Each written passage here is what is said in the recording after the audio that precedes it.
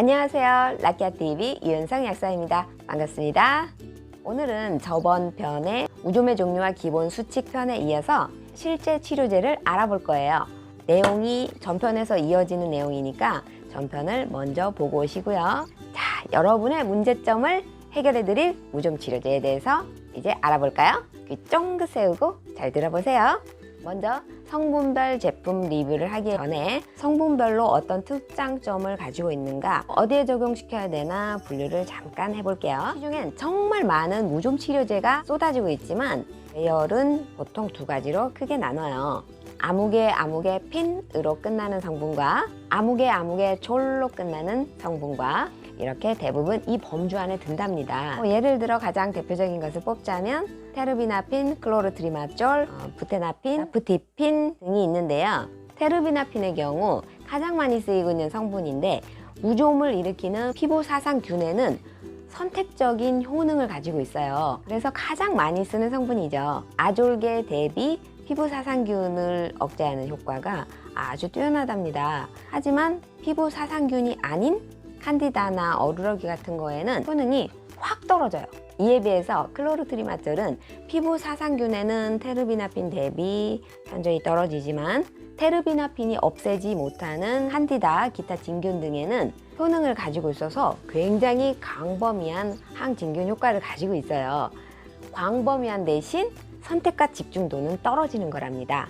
그래서 피부 사상균이 대부분인 발무좀에는 테르비나핀 성분을, 그리고 대부분 칸디다가 일으키는 여성의 질염이나 또 남성 사타구니 완선 등에는 클로르트리마졸이 좀 더 유리하다고 볼 수가 있답니다. 우선 제품을 한번 리뷰를 해볼 건데요. 우선 테르비나핀 성분의 가장 유명한 걸로는 라미실 크림이 있죠. 또 한미약품의 무조날 크림도 있고요. 이런 크림류들은 하루에 2번 정도 써주시고요. 또 라미실 덤겔이라고 하는 제품도 있는데 요거는 심하지 않은 경우에는 하루에 1번만 써도 되고 심한 경우에는 하루 2번 정도 써주는 게 좋아요. 여기에는 조금 시원하게 해주는 성분도 같이 들어있어서 크림보다는 조금 더 인기가 좋은 편이에요. 그리고 여기 효능 효과를 보면 칸디다층과 어루러기에 대한 효능 효과도 써 있는데 사실 여기에는 그닥 비추입니다.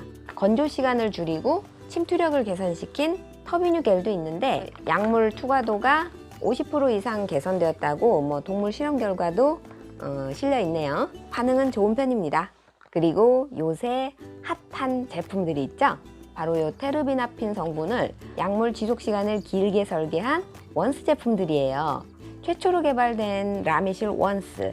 자, 그럼 그냥 한 번만 바르기만 해서 과연 오케이일까요? 이건 사용상의 주의사항을 자세히 알고 확실히 잘 실천을 해주셔야 효과를 제대로 발휘합니다.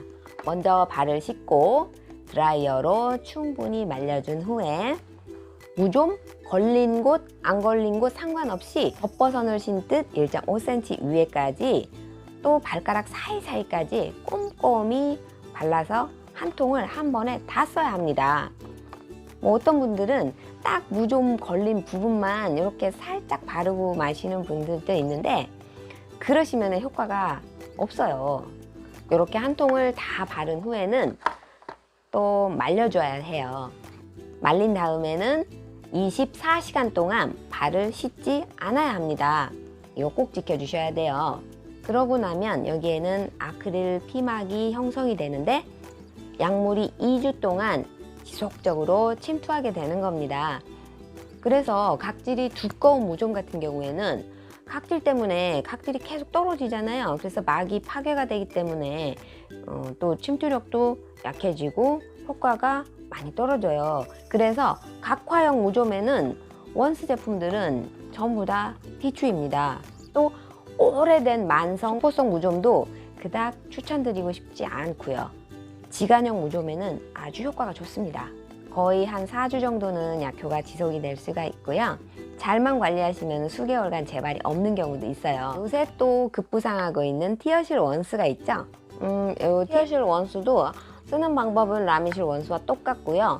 이거는 흡수력이 개선된 실리콘 피막으로 설계가 됐다는 것이 특장점이고요. 또 가격이 저렴하다는 장점이 있습니다. 그리고 이 테르비나핀 성분에 리도카인, 디펜하이드라민 같이 가려움증을 없애줄 수 있는 성분을 또 추가한 그런 제품들도 나와요. 무조무 플러스 겔이라든지 무조무 알파 에어로졸 같은 제품들이 또 그런 건데요. 바르고자 하시는 분들은 겔로 선택하시면 되고, 또 이 무조무 알파 에어로졸은 에어로졸 타입으로 나와 있어가지고 요거를 또 발에 땀 많으신 분들 신발 안쪽에다가 이렇게 스프레이를 해두고 그대로 말리시고 그런 식으로 해서 발에도 뿌리고 신발에도 뿌리는 식으로 이용을 하시면 상당히 유용합니다.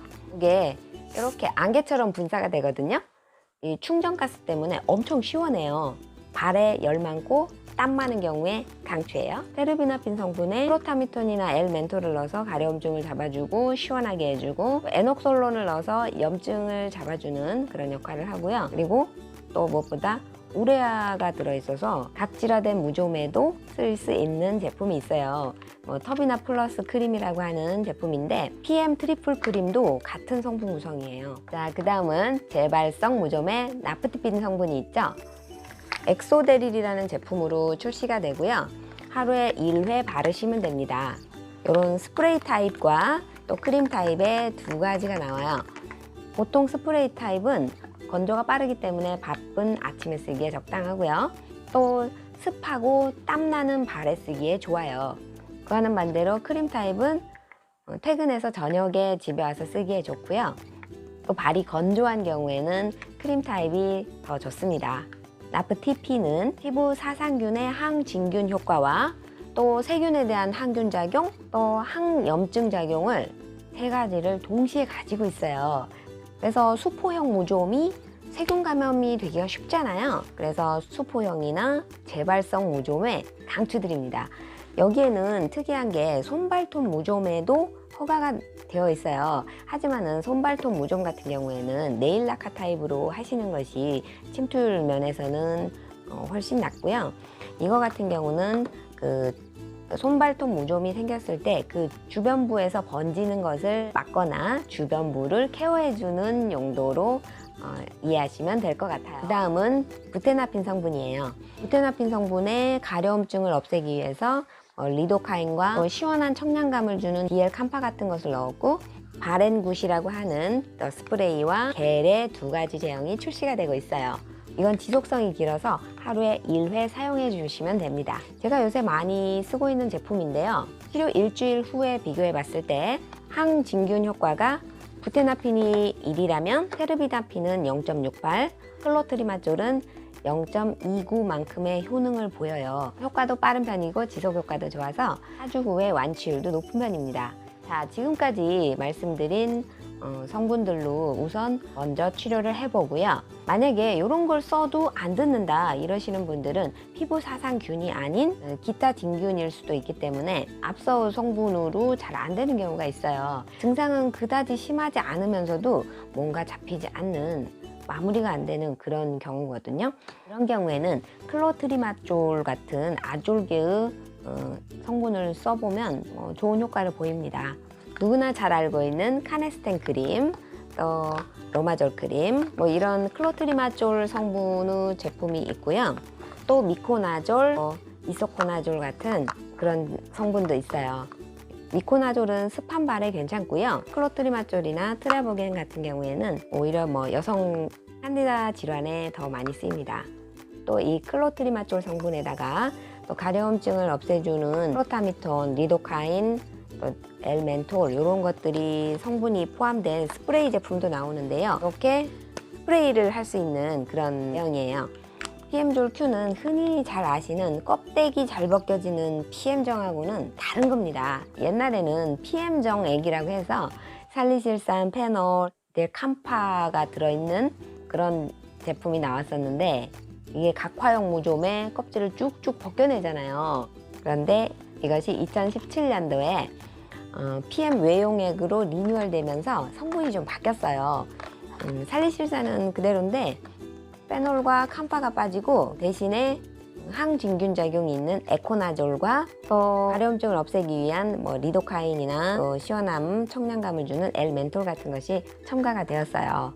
이것도 살리실산 때문에 각질이 두꺼운 무좀에 사용합니다. 에세리움이라는 제품도 있는데 이것은 에코나졸과 또 살리실산으로 되어 있어서 크림 형태로 나온 또 각화형 무좀에 쓰는 치료제입니다. 자, 이렇게 무좀약에 대해서 알아보았어요. 정말 본인의 무좀 증세에 맞춰서 잘만 선택을 하고 또 제대로 된 방법으로 사용을 한다면 안전하고 좋은 약들이 많이 있습니다. 그런데 아직도 안전성이 검증되지 않는 민간요법에 현혹되고 있는 사람들이 많아요. 유튜브에도 보면 온갖 민간요법들이 많이 올려져 있더라고요. 빙초산에 담근다, 가글에 담근다, 베이킹소다, 마늘즙, 홍로한 식초, 이것도 역시 뭐 잘 듣는 사람도 있기는 합니다. 하지만 차칫 산에 의한 화상이라든지 또 착색, 정상 피부 손상 등 그대로 따라하기에는 너무나도 위험한 요소들이 많답니다. 나에겐 좋을 수 있어도 다른 사람에게는 독이 될 수 있다는 것을 명심하시고 이런 방법을 사용하지 않는 것이 좋아요. 자, 그럼 오늘은 이것으로 마칠게요. 아직까지 구독 안 하신 분들은 구독 눌러주시고요.